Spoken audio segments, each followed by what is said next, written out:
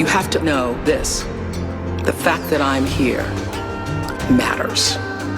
The fact that you're there matters. This is no accident. None of us are. هذه هي قوة مصر. لقد قررت أن أتنحى تماماً.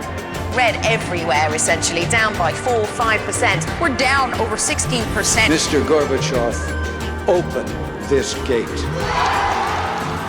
Because the Muhammad Ali Joe Frazier is going to be better than the Muhammad Ali. Our country is strong. A great people has been moved to defend a great nation. نريدها قومة ونهضة إسلامية. سنعود إلى كويتنا كما عهدناها دار أمن وأمان. Yes, we can.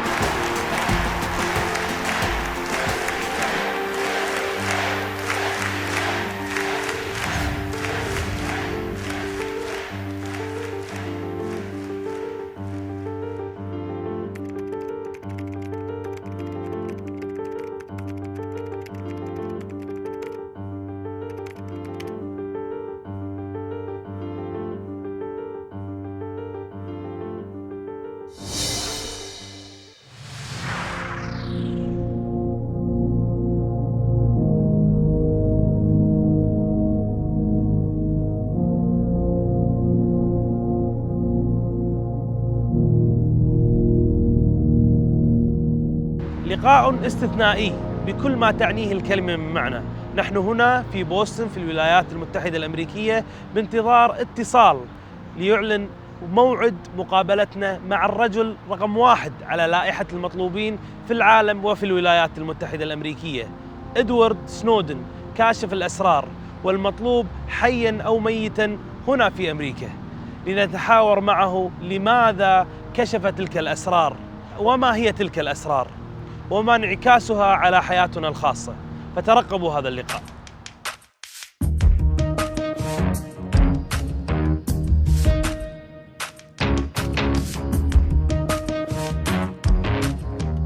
لعل أخطر ما كشفه إدوارد سنودن لم يكن فقط المعلومات والوثائق السرية، ولكن أيضاً أخطر برامج التجسس التي استخدمتها أجهزة الاستخبارات الأمريكية، وهو برنامج بريزم المصنف سري للغاية، وتستخدمه وكالة الأمن القومي الأمريكية NSA منذ نحو 10 سنوات. ووفقاً لتسريبات سنودن، فإن هذا البرنامج يستطيع مراقبة الاتصالات والمعلومات المخزنة في أجهزة الحاسوب، بل ومعلومات أي عميل للشركات المستهدفة من هذا البرنامج، سواء كان هذا العميل يعيش داخل الولايات المتحدة أو خارجها. ومن أبرز المعلومات التي يحصل عليها برنامج التجسس بريزم رسائل البريد الإلكتروني، ومحادثات الفيديو والصوت والصور، والاتصالات الصوتية ببروتوكول الإنترنت، وعمليات نقل الملفات، وتفاصيل الشبكات الاجتماعية.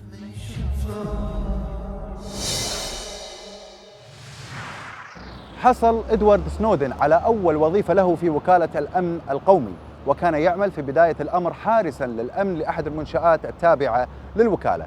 انتقل بعدها سنودن للعمل في وكالة الاستخبارات المركزية قسم الأمن التكنولوجي. ونظراً للإمكانيات الهائلة والمذهلة التي كان يملكها سنودن في مجال البرمجة والإنترنت، فقد تقدم سريعاً وتطور في مجال عمله نسبة لرجل لا يملك حتى شهادة الثانوية.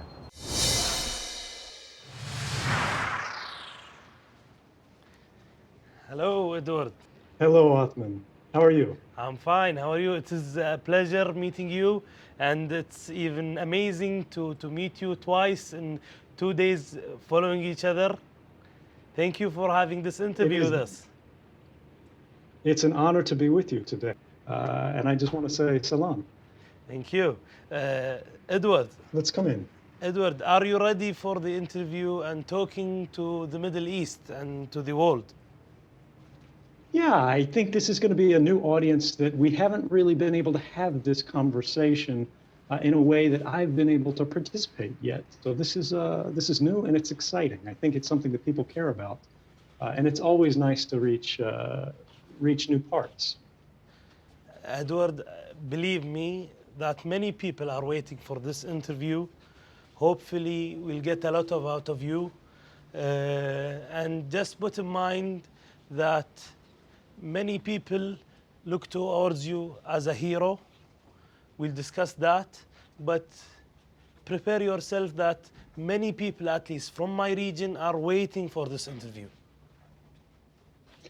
Well, I hope I won't disappoint them. No, you wouldn't. You wouldn't, Edward. I'm sure you wouldn't. Okay, after you, Edward. I appreciate you traveling so far to come see us today. Thank you, Edward. I would like to introduce you again by saying you are tagged as the #1 wanted in the world. And as President Obama also called you a hacker. But at the same time, many people that we met or know about believe that you are a hero. And before saying that, let me tell you what I've told you yesterday. I had the chance to attend your movie back home in Kuwait. And the moment you appeared in the end of in the movie, people stood and clapped. People look up to you. You became even a movie star now. Who did you look up to when you were a child? You know, I came from what I would call a federal family. My father worked for the military for 30 years. My grandfather did the same. He retired as an admiral. My mother worked for the federal courts, and she still does, which is an irony that's not lost on me. So I believed in my government. But I looked up to scientists and engineers, really, as the kind of people that inspired me. I wasn't particularly political. I was more interested in building better systems to make the world a better place. But it was natural for me to think that the way that I could do that, the way I could make people's lives better, is by going into the government. I didn't really question things. I never expected to be in the kind of situation that I am today, where people would be debating, what kind of person am I? And for me, it's not a very interesting question, because whether you think I'm the best person on earth or the worst, that matters much less than what we actually learned when I came forward and worked with these journalists. What we should really focus on at all times is the fact that there are no heroes. There are only heroic acts, right? And ultimately, we'll all be judged on the basis of the consequences of our decisions that we make during our lives. If, we take a position where we look to extraordinary figures, whether they're great heroes or they're great villains, we're accepting that there are special people. There are different people out there who can do great things, and they're not us. It creates a kind of paralysis where we sit around and we wait to be saved, instead of helping ourselves. And I believe, I'm not a hero. I'm not a traitor. I'm just a citizen with a voice. And so are you. Edward, going back to those early days, and this is where I want to know and discover about Edward personally more. For me, back in school, there was an incident where my friend was thrown out of the school because of a whistleblower that told the teacher that he cheated in an exam. So were you a cheater when you were back in school, or the whistleblower, or someone like me? I was not particularly interesting when I was back in high school. I never drank, I never did drugs. I didn't go out to nightclubs because I was a little bit of a nerd. Again, I enjoyed computers, I enjoyed electronics, I enjoyed reading. So I wasn't I would say, volatile enough to have these huge contests with the system and structures of rules as it was intended. But I did, like everybody, have instances where I brushed up with issues that bothered me, that concerned me. And I would say, more likely to be the kind of person that spoke up about things. And I did learn, I think, that does have consequences, and it does tend to make you unpopular. Because even if you're doing the right thing, and even if you're exposing a criminal, that criminal will still remember the person who exposed them. Of course. Now, that doesn't mean that everything that somebody does that's against the rules deserves retaliation, right? This is the idea behind not just law, but justice. Many people around the world have cheated on an exam or something like that, or they've cut a corner, or they've broken the rules. There are people who have stolen to feed their families. There are people who have done things that they're not proud of because they couldn't come up with any other choice. And I think we have to remember that beyond what simply the law says, we have to always remember the circumstances that brought people to making these decisions. Maybe they were trying to do the right thing. Maybe they made a mistake and did the wrong thing. And we have to recognize that there has to be room for compassion. There has to be room for understanding the different circumstances of people's lives.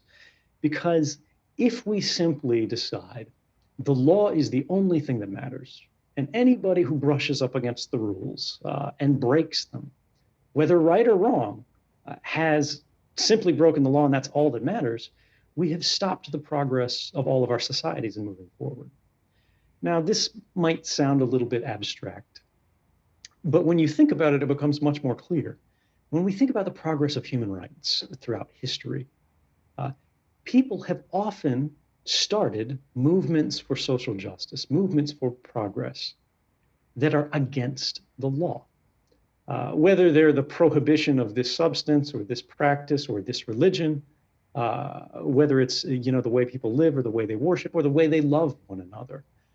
If we simply paralyze policy on the basis of this is the way things have always been, and we stop listening to people and why they want to live this way, why they want to make this choice, what we're making is a world that can't move forward. Maybe you think it's good enough. And for some people, that's all right. Some people, they can believe that, and we can all have different opinions about this. But we have to recognize that if we do that, we're shutting the door to all possible better futures. And if there is even the tiniest speck of injustice in the world today, when we close that door, we're accepting that. We're becoming a part of that injustice. We're defending injustice. And I don't think that's what we want to do as a people or as a world.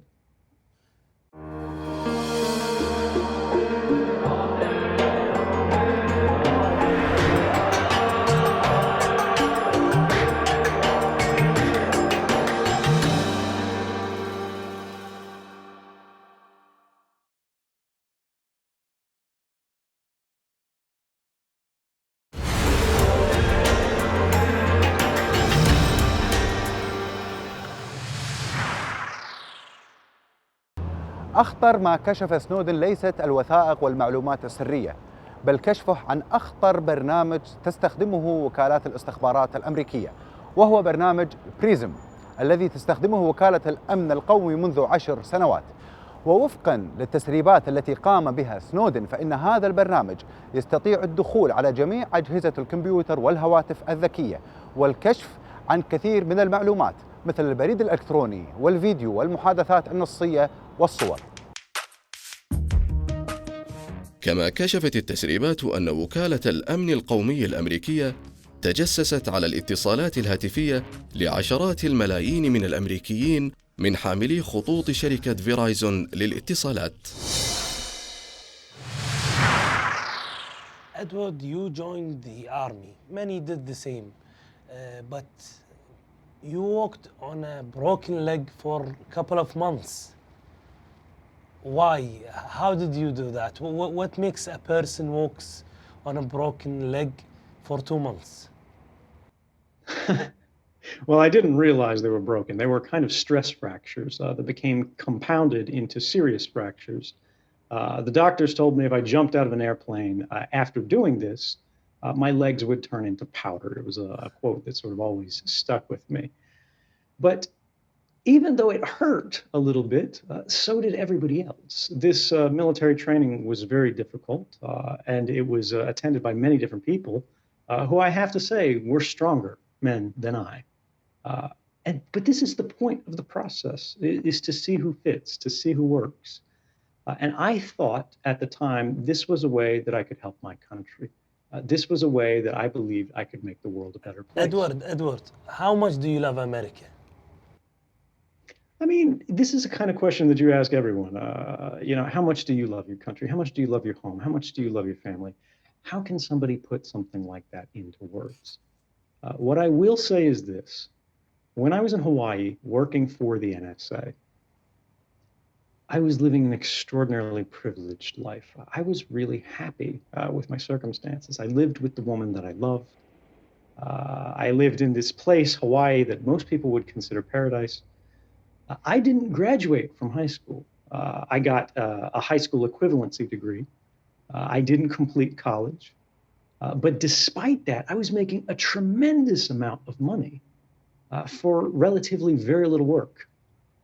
But despite that, when I went into work and I saw that our government was secretly violating the rights of every American and every other person around the world, I thought back to the oath of service that I swore to my country that said, I will defend the Constitution of the United States against all enemies, foreign and domestic. Now, this is important because it's an oath not to defend the government, not to defend the president, not to defend any agency or political official, but the Constitution, the framework of values upon which our government was founded. And these actions that I saw were fundamentally contrary to that. And so if you ask me, do I love my country? How do I love it? I can't tell you in words, but I can say that it mattered enough to me that I was willing to set a life that I was very happy with on fire to do what I believed, rightly or wrongly, was the right thing. Then let us talk about the beginning. How did you join the CIA? I had just left the military. I was thinking about, all right, what can I do for my country? I'm not the type of guy who can make it in special forces, but I am good with technology. So after spending a little bit of time where I went back to some college courses, again, I didn't finish my degree, but I did study at university. And at this community college, I began working in security for the NSA at sort of a covert facility on a college campus. And then from there, I got the opportunity to apply for a private company that was doing classified work for the Central Intelligence Agency. And so I did that. They were very impressed with my technical skills. They brought me on. And once I started working at the CIA, the government officials that were working there outside of the private companies thought that I had talent, and they asked me if I wanted to start working overseas in foreign countries. And I said yes, and that was really how the story started. What is that talent? What? Not only you entered the CIA, you did a huge progress in your career in the CIA. You jumped from a position to another with bigger responsibilities. What is that talent? What is Edward's talent? I mean, I think if I had to classify myself with a particular word, it would just be a technologist. Technology is becoming more and more important for the world, and that means also for the government as well. And this period in American history, sort of the decade after the 9/11 attacks, which really had a strong outsized impact on American politics, had resulted in intelligence agencies that were growing at incredible rates. The CIA, the NSA, these groups were doubling in size, they're doubling in budgets. Anything that they asked for, they were getting. Because so many of our politicians just said, let's throw money at it and make the problem go away. And so they were hiring everybody that they could who they thought might have new ideas or new capabilities to help them build these bigger agencies, these more expansive agencies. I wouldn't normally necessarily have been qualified to work at the CIA by their traditional standards. But in this particular period where everything was an emergency, they were taking more chances on people who they saw had talent, even if they didn't necessarily have the traditional education or background. But once they saw me start working with technology, basically operating systems, changing systems, making arguments for how we should be doing things, they were more interested in my ideas and what I could do than what it said on my resume. You experienced throughout your career in the CIA and the NSA, you experienced watching people's private lives. How does that feel to see someone's private life? You know, in the beginning, it's something that you just accept as part of the work, right? You're working for a secret agency, which means they're supposed to be looking for secrets. That's why they exist. So the idea that you're spying on some foreign official, that doesn't really bother most people working for the CIA or NSA or any country's intelligence agencies. But over time, you start to see more and more exceptions where it's not always something that you would consider a legitimate intelligence target. They're not going after a terrorist. They're not going after a general.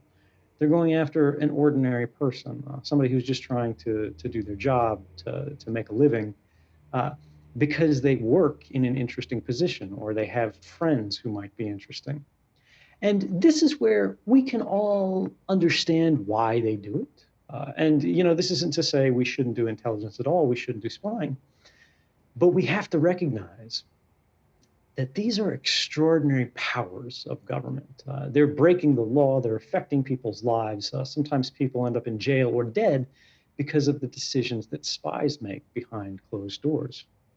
So if we're going to do that, how do we control it? How do we make sure that those authorities are only used when they're absolutely necessary, when they're the means of last resort, that is the only means that is proportionate to the threat faced by our societies? And this was when I first started to have doubts, started to have questions about, yes, we can do these things. Certainly we have the capability, but should we? Edward, you saw the truth.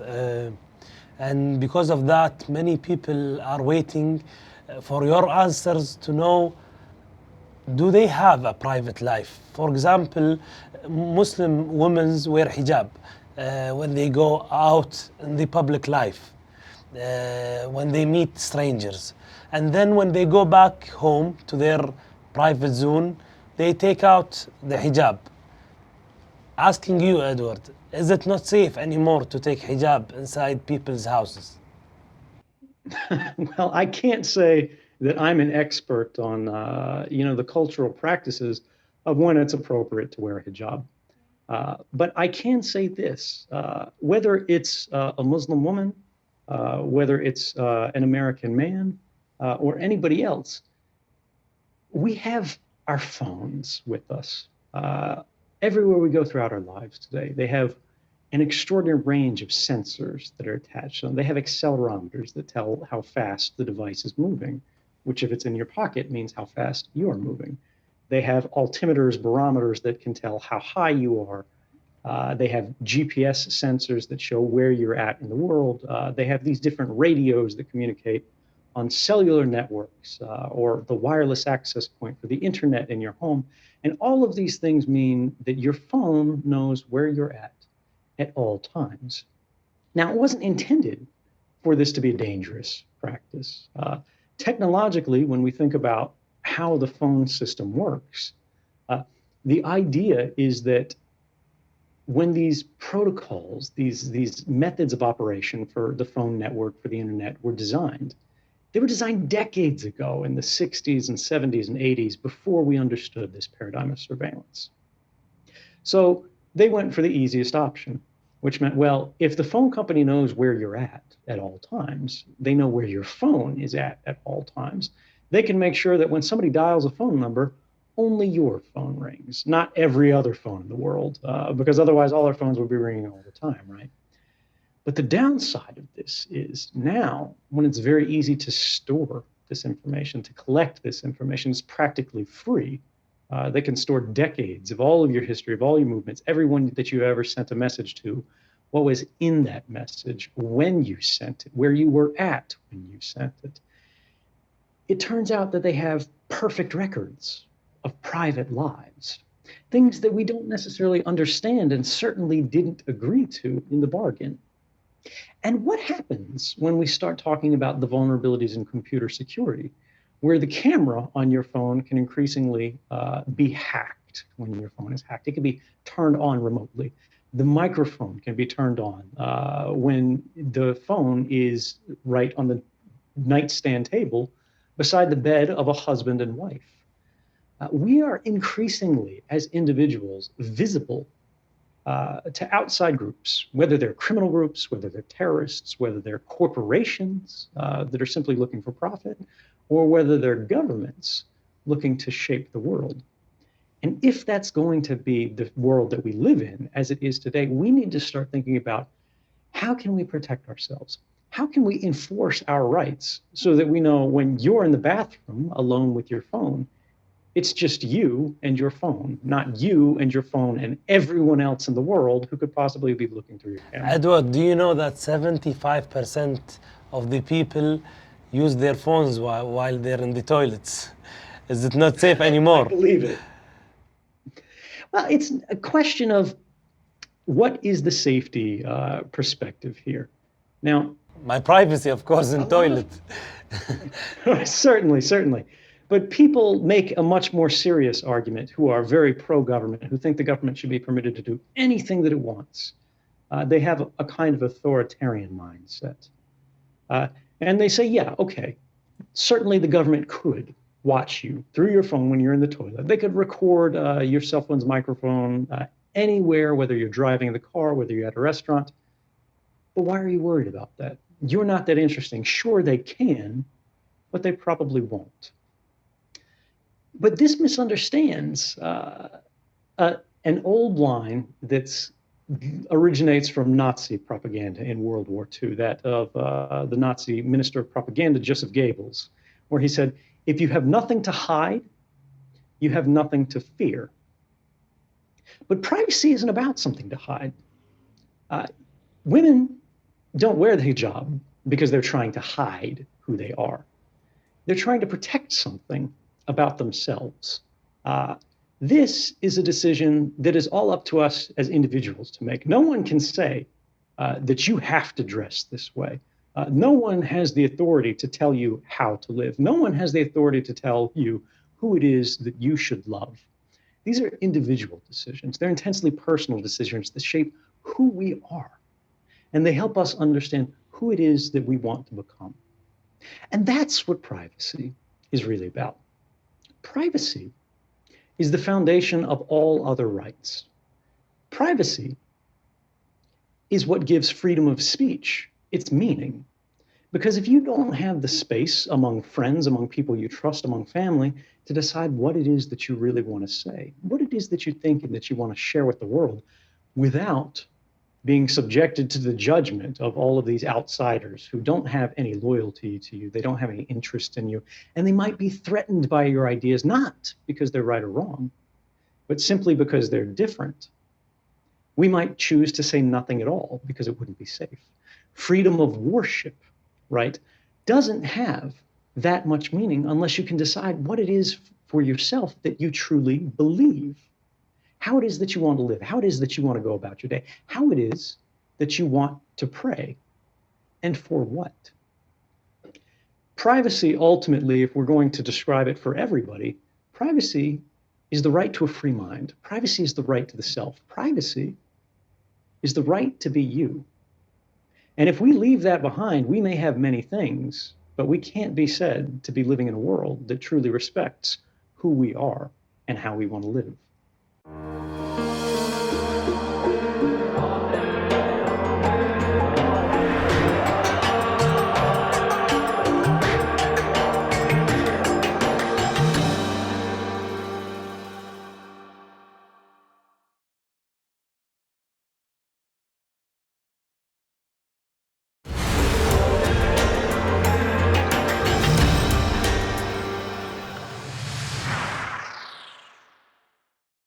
أثارت تسريبات إدوارد سنودن حالة من الصراع الدولي، وقد اعتبرها البعض سبباً في عودة الحرب الباردة بين الولايات المتحدة الأمريكية وروسيا، ووضعت الإدارة الأمريكية بحرج كبير مع حلفائها الأوروبيين. أما على الصعيد الداخلي فقد وضعت تسريبات سنودن الرئيس أوباما على مرمى نيران الحزب الجمهوري الذي اعتبره رئيس غير كفء في إدارة سياسات البلاد. وتسببت مطاردات الولايات المتحدة لسنودن في واقعة كادت توتر العلاقات بين بوليفيا وعدد من الدول الأوروبية، عندما كان الرئيس البوليفي إيفو موراليس يحضر مؤتمراً للدول المصدرة للغاز في روسيا، وهناك بدا ميالاً إلى منح سنودن اللجوء في بلاده. ونظراً لشكوك غربية في وجود سنودن على متن طائرة الرئيس البوليفي، رفضت فرنسا وإسبانيا والبرتغال وإيطاليا مرور طائرة الرئيس البوليفي بمجالها الجوي، وهبطت الطائرة في النمسا، وترددت تقارير حول تفتيش الطائرة في مطار فيينا الدولي، والتي ثبت أن سنودن لم يكن على متنها. Edward, you proved that you are a great example of protecting a secret.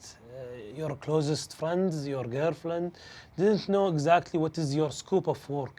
But this is not the question. The question, when is it the moment where someone need to reveal a secret?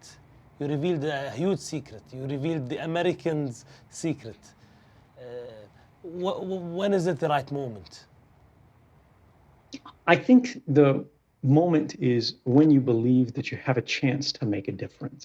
I wouldn't encourage anybody to simply share a secret because they know a secret. That's not helpful. And that can cause harm. However, if you are aware of some wrongdoing, something problematic, something that is corroding the quality of your society, and you think that you're in a moment where you can actually do something about it, maybe not even you personally, but you can share it with people who can, for example, journalists.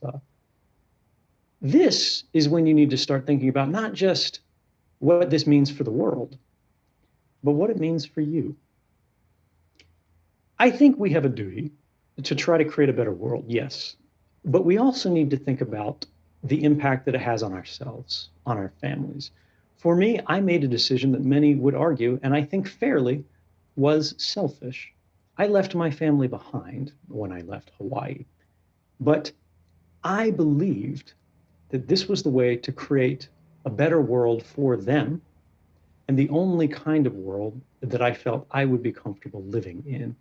We have to be willing to sacrifice for our values if we're ever going to see them become real. And I think that's what helps us figure out what that moment is when we not only recognize that we have the potential to act, but we have a duty to act.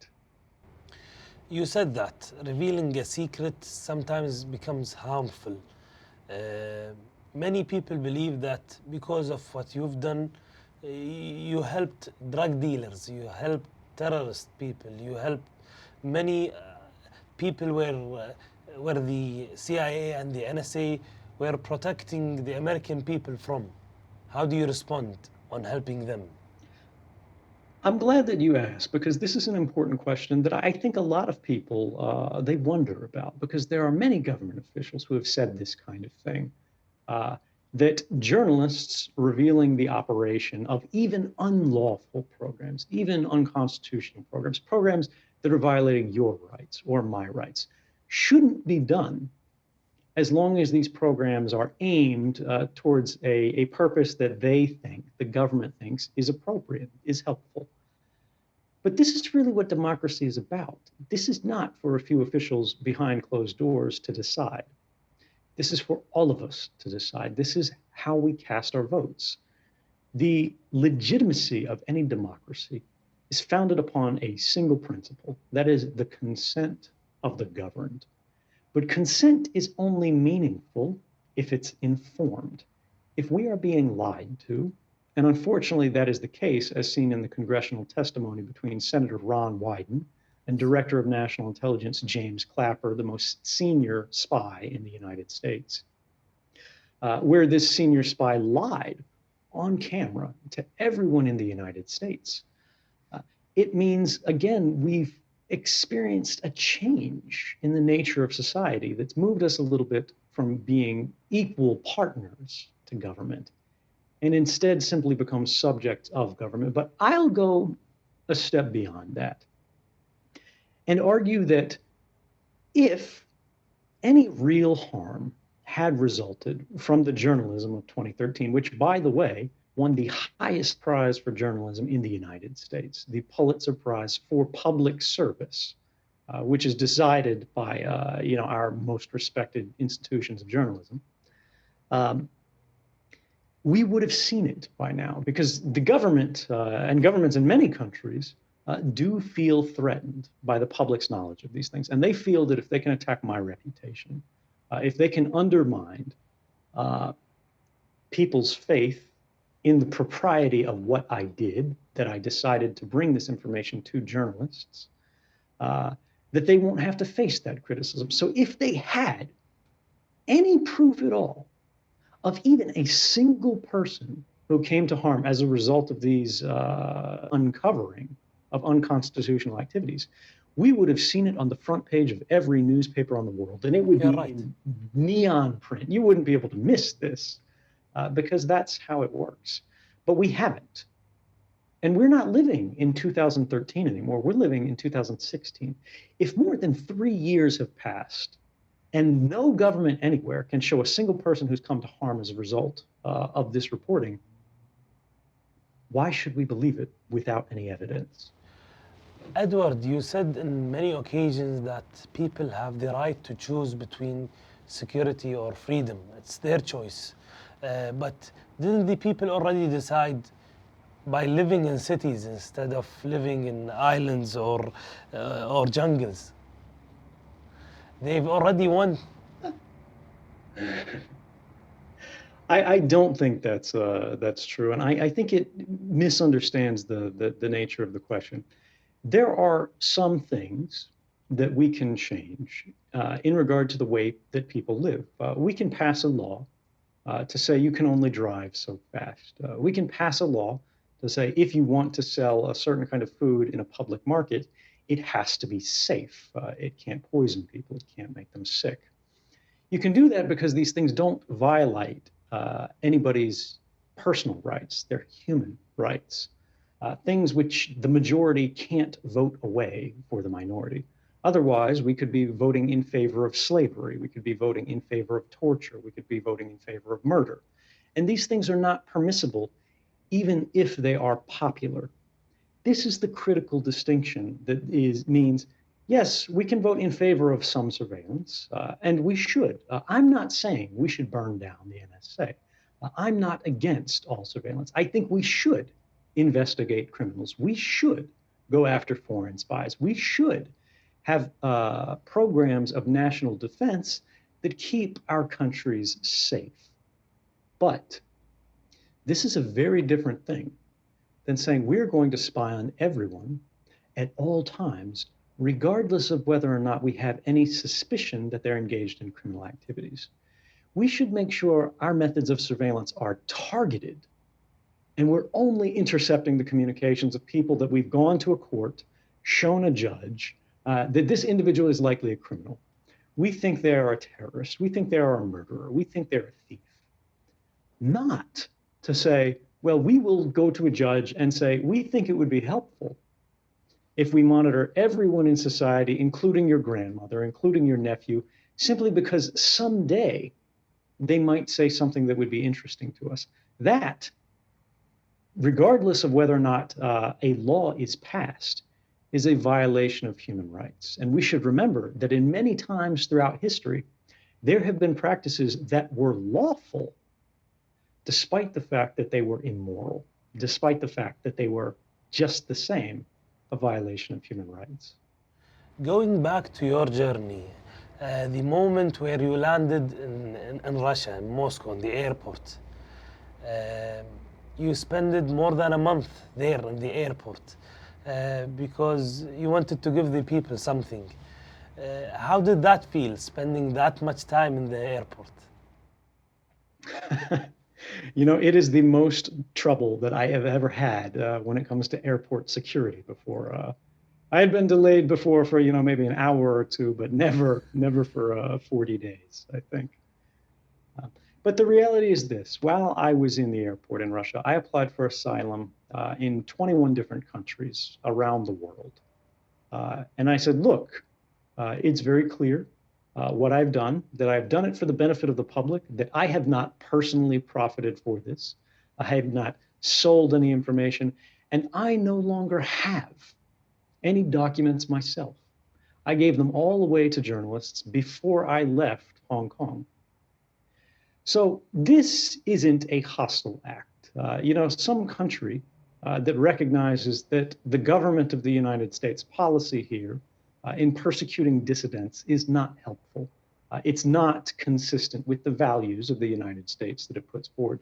And if this is the case, by standing up for the human right to seek and receive asylum from political persecution, which the United States, by the way, recognizes in the Universal Declaration of Human Rights and the International Covenant on Civil and Political Rights under international law, that they're actually helping the United States. They're doing something positive. They're helping us live up to our own values by saying, yes, even if a government disagrees with what this person says, it didn't cause any harm, and it advanced the cause of human rights. It advanced, more critically, our understanding of the nature of our world. If this is the case, you would expect there to be some positive response, but unfortunately, there has not been so yet. Even countries in Western Europe, countries like France and Germany, said that there was too much political pressure being applied by the government of the United States. And so they were afraid to say yes, even though lawyers from these countries were saying it's a clear question that he should qualify for asylum. On that basis, the United States, because the United States government had canceled my passport, and I could no longer travel outside of Russia, I couldn't leave. And I was kind of stuck there in transit. Eventually, the Russian government, which I think wanted nothing to do with me, caved and kind of let me out of the airport because I couldn't live there forever. But it's still an open question. We have lawsuits in countries like Norway, for example, that just a few days ago were being appealed to the highest level, to the Supreme Court, because we lost at the appellate level, saying, will you recognize, in this context, for example, I'm receiving a freedom of speech award in Norway, that I'll be able to travel to Norway, receive this award, and then travel back without you deporting me to the United States unlawfully.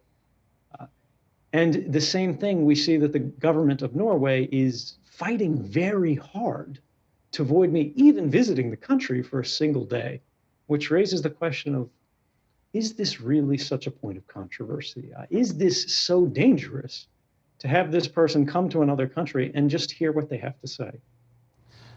Edward, that takes me to another question in a different way. Then is it because Russia is the enemy of the United States, politically at least, that was the reason of them giving you a visa? I mean, I think when we look at this kind of question, why did Russia decide not to deport me? There are, of course, a number of political influences that come in here. The Russian president, I think, has a very strong self-image as a guy who doesn't get pushed around.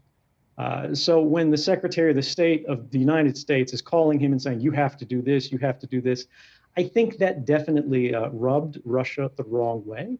And their government responded in a way that the United States would prefer otherwise. This doesn't mean Russia is the greatest country in the world. This doesn't mean Russia is the worst country in the world. What this means is that Russia has an independent foreign policy, and they're assessing their laws on their own basis rather than that of any other country. You revealed many information, but some of them were enough to prove your point.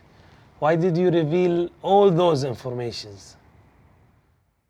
This is another very good question because it's a common criticism but it's one that's not actually well understood. My critics in the CIA and the NSA and other governments say, you know, we don't like what Mr. Snowden told the world, but the reality is I never published a single document. Instead, I worked with journalists because I recognized that I had political biases. I felt very strongly, very passionately that these programs were a violation of human rights. But what if I was wrong?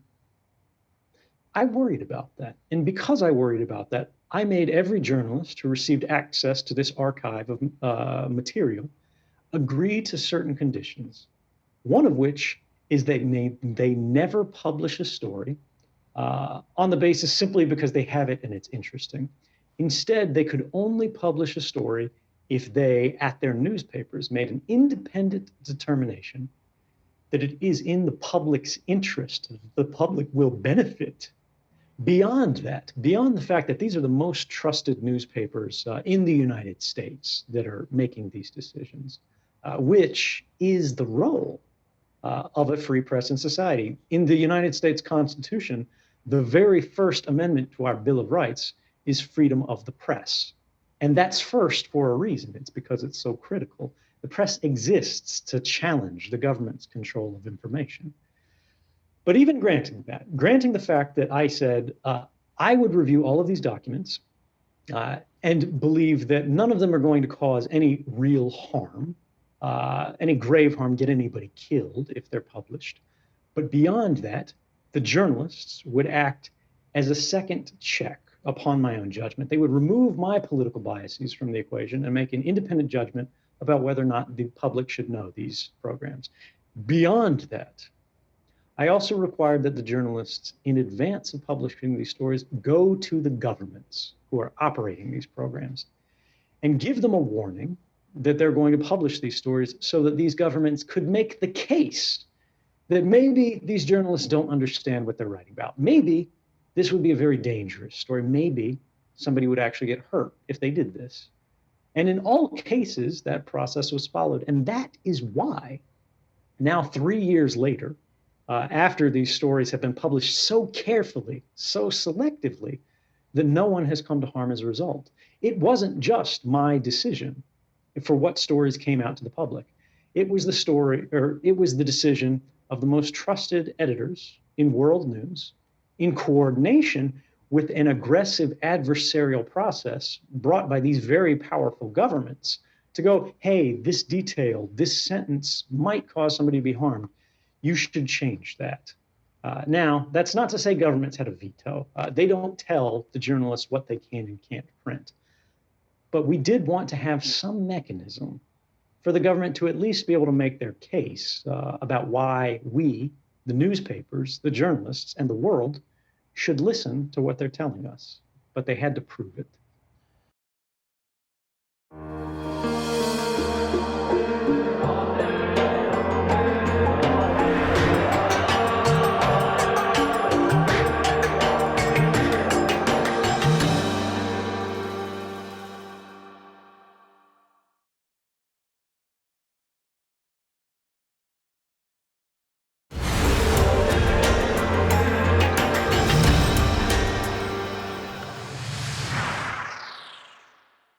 سيظل اسم إدوارد سنودن محفوراً ليس بتاريخ التسريبات الاستخباراتية، بل سيمثل علامة فارقة في مجال حفظ المعلومات على الإنترنت وعالم الهواتف الذكية، وقد شكل تحدياً كبيراً لشركات الاتصالات والإنترنت وحتى أجهزة الاستخبارات التي باتت مصداقيتها على المحك. وكما يقول مدير الأمن القومي جيمس كلابر بأن التسريبات التي قام بها إدوارد سنودن ساهمت بشكل كبير بتسريع تطور برامج التشفير بمقدار 7 سنوات. We talked about harm many times now. And as a fact, we know that you're one of the most wanted in the world. That, of course, because of some harm that happened. Then who did you harm? I think this is a misconception, actually. The idea that I'm wanted because I caused harm fails to understand the charges that are brought against me. The charges that were brought against me happened only days after my identity was revealed. The government didn't wait for evidence of harm. Instead, they charged me under what's called the Espionage Act of 1917, which is a century-old law in the United States that was crafted in a time where the government was trying to create mechanisms for suppressing dissent against the wars that they were engaged in. But technically, on its face, these laws were intended to only be used against actual spies, people who were stealing information from the government and then selling it to enemies in secret for their own personal gain. That's not what I did. I shared information with journalists, with newspapers, in a very careful process to mitigate any potential harms that would come as a result of these disclosures. But despite that, the most critical point here is I gained nothing and I lost much. Setting that aside completely, the government still decided to charge me as a spy because it's a law that does not permit a fair trial. Anyone who's charged under the Espionage Act is prohibited in court from telling the jury why it is that they did what they did, what motivated them, why they acted. And this is the basis of any fair trial. If you can't mount a defense, if you can't explain why you did what you did, that's not a real court. That's not a fair trial. That's a rubber stamp to be used against enemies of a policy, of a program, of a government. You say that you lost a lot, you gained nothing. Then anyone seeing this interview, why would he do what you've done? There are some things that matter more than the benefits that you gain from the action. If you believe in something, whether it's an idea, whether it's a person that you love, you're willing to sacrifice a lot to see that idea thrive, to see that passion of yours succeed. For me, that's what the future of the internet means to me. That's what our right to be alone, to be safe in our conversations among friends, among trusted peers, between husband and wife, between father and daughter, between mother and son. If we lose that, we may live very comfortable lives. We may have, endless different types of food. We may have all the energy we need. We may have fancy cars. We may have expensive apartments. And for many people, that might be enough. But for me, I believe in more. I believe that it's not just enough to have a prosperous world. We also have to have a free one. In the movie, your movie, it shows that you faced problems sleeping in the days of the CIA or the NSA. How is your sleeping now? Do you face problem before sleeping? It's interesting because you would think after this huge international manhunt, after being sort of chased all around the world, after being trapped in an airport, and being hunted by the CIA. I mean, we've had former CIA directors say they want to see me hanged, or they want to see a drone strike come against me, that you would sleep with one eye open. But, in fact, I've found that that's not the case. The beautiful thing is that I can be happy with the decisions that I've made. So even if I get hit by a bus tomorrow, even if something falls out of the sky and destroys me, I'm fulfilled. I'm satisfied, and I can be proud of the life that I've lived. For me, that's enough. And it means I sleep better now than I have ever before. Edward, talking about your messages, your Twitter account, you're following only one account, which is the CIA's account or the NSA account. Why is that? Yeah, it's the NSA's account. And I'm following the NSA because it sends a message that, yes, there are many people out in the world, fascinating people, interesting people who I want to hear from. And if you watch my Twitter account, you'll see that I do engage with them regularly. I want to be a part of this larger global conversation. We all do. It's human. But for me, there's a political point that needs to be made, and that's that there are certain institutions, certain organizations in our society that wield so much power that they need to be watched more carefully than others.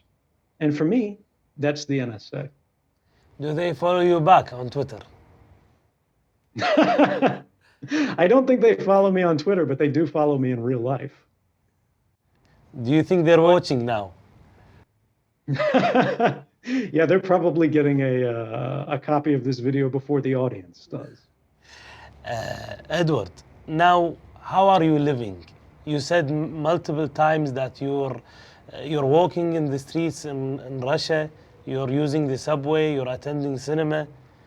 I find it hard to believe that you're living a normal life there in Russia. You know, a beautiful thing is because I'm not that famous and I'm not that interesting, that I can live a pretty normal life. But let's be clear, you know, I'm not going out in nightclubs and dancing every night. You know, I'm not doing anything crazy or risky because that's just not the way that I've ever lived. I'm kind of a boring person. I normally describe myself as kind of an indoor cat. You know, as long as I have people that I care about, as long as I have access to that broader conversation, which to me is the internet. It's the window to the world. It's a way of connecting to every human heart, regardless of their location, regardless of their language. We can be a part of something more. That's all I want.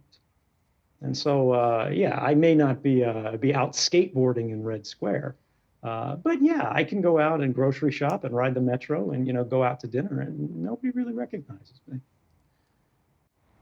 Edward, now, for example, this interview didn't happen face to face. Would that be in the future, that you'll be meeting people in TV? Do you think that that day is coming where you be interviewed at least live, face to face? I do. I've had a few live interviews. They're a little bit difficult to coordinate, but we are seeing with each passing year that I'm living a more open and more free life. You know, the hunt against me is losing support with every day that goes by. Whereas people's recognition that no real harm, no real damage came as a result of this journalism because it was so careful. And the topics, the mass surveillance of so many millions of innocents around the world, entire nations were placed under surveillance. That people start to question, well, look, regardless of whether you like Edward Snowden, regardless of whether you think he's a good guy or a bad guy, that's not the question. The real question is, would you rather not know the truth? Edward, I have a present for you from back home, from Kuwait. It is there, and I know that it's hard to give you, but this is the gift. Do you think that one day that we'll meet face to face so I can give you this? That is beautiful, and I would love to. I would love to see you in person, face to face, and next time in Kuwait. Wow, so you promise me when you have the chance you'll visit Kuwait? Absolutely. When I can travel freely, I'll come to see you. Okay, and what do you see as a last thing for Kuwait people or the Middle East? I would say to everyone out there, don't believe what I say. Don't take it as gospel, but don't do it for anyone else either. We should question everything and we should demand evidence. Don't think about what I say here tonight as something that's absolutely reliable. Instead, challenge it. Look up the facts, look to the source materials, look to the actual journalism, look to the original reporting that's been going on from 2013 and continues to today, because the facts matter. The truth matters. And that is the thing that gives you the power to understand the world. And once you understand it, change it. Believe in something, care about something, but ultimately, you have to find enough to actually stand for something if you're going to make a difference. Good luck and stay free. Edward, thank you. It's not only me saying thank you, it's the people that clapped by the end of the movie that I've told you, tell you thank you. The whole world tell you thank you. And see you soon, hopefully. Thank you so much. It's been a pleasure to speak with you. And to all the audience, Assalamu alaikum. ثانك يو إدوارد. قد يعتقد البعض أنني أنام بعين مفتوحة، لكنني أنام قرير العين. هذا ما قاله اليوم سنودن في لقائنا، وأضاف: قد يعتقد البعض أنني بطل أو أنني خائن، ولكنني مواطن له صوت. رسالته لكم: افعل ما يريح الضمير، تنم قرير العين. شكرا على المتابعة.